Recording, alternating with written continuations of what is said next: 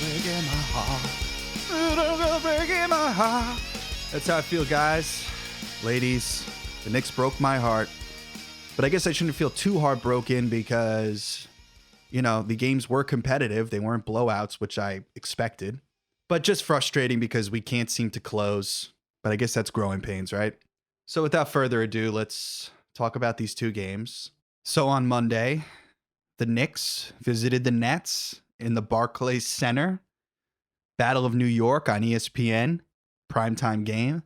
And to the Knicks' credit, they kept it close in that first quarter. It was 35-30 Brooklyn.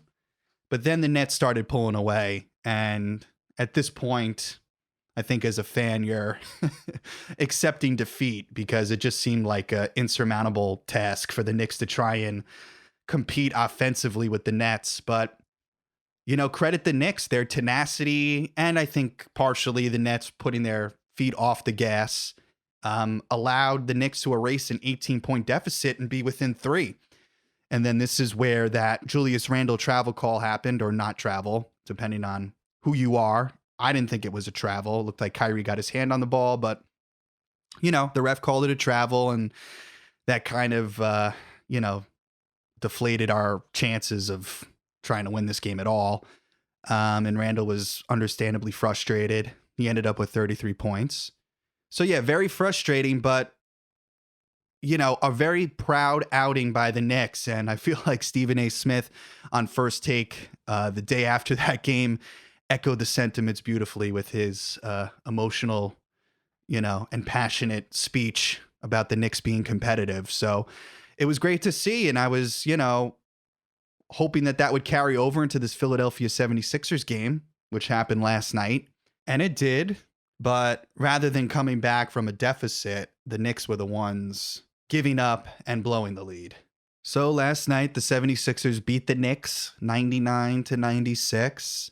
The 76ers were without Joel Embiid, as you may or may not know. He is out for a little while with a bone bruise, so that was definitely advantageous for the Knicks. But the Knicks ended up losing, and it sucks because the Knicks were very much in control of this game. They were able to hold the 76ers down even when Philly was going on some occasional scoring streaks. But, everything fell apart in that fourth quarter. Philadelphia ended up outscoring the Knicks 26-14, led by Tobias Harris and Seth Curry.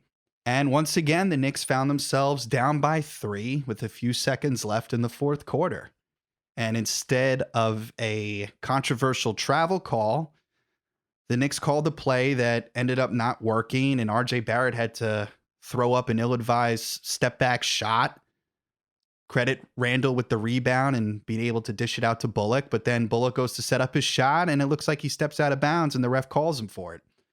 Looking back, it looked like that was a questionable call as well, but the reason why the Knicks couldn't challenge it is because they had no more timeouts.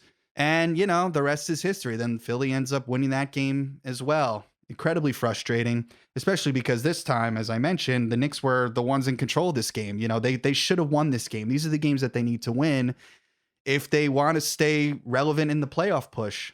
And I think the absence of Derrick Rose is especially noticeable in these two competitive games, because if we had him on the floor when we were down by 3, just having a true point guard there to set up the play for these young guys is just, it's incredibly invaluable.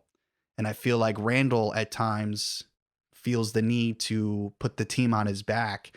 And he's delivered in a lot of ways, but, as we see, especially in the NBA nowadays, it can't be a one-man show anymore. These superstars and all-stars need help. So looking forward to when Derrick Rose is back. And just one other thing too, I know I was saying in the beginning of these recaps when I first started that the jury's out on Obi Toppin still, but I got to say I'm very disappointed in his performance. And, him and Ntilikina, they both came in at the start of the fourth quarter when we were up by 9 against Philly. And, I just feel like they heavily attributed to the reason why we blew that lead. And then, the starters got to come back in and try and come back from behind again. And it's just very frustrating. I understand that we're undermanned at the moment, but, you would like to see these young players perform well. But I guess this is just part of the growing pains of having a young team. You know, they haven't been put in these clutch situations or these situations where you need to come up clutch.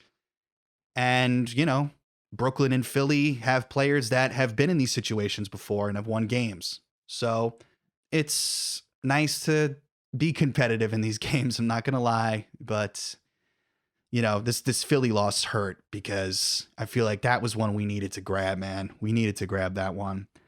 And look, we play Orlando tomorrow and then we play Philly again. And hopefully the Knicks seek revenge against Philly and win that game. And hopefully they beat Orlando as well, as they should. So we'll see how things are looking after those two games. I think we'll touch base then. Once again, guys, thank you for listening. And please like and subscribe and share with fellow New York sports fans. We really are hoping to grow this show. We think it has a lot of potential. So, all right, guys. New York Knicks, proud of you guys, but frustrated. We'll talk soon.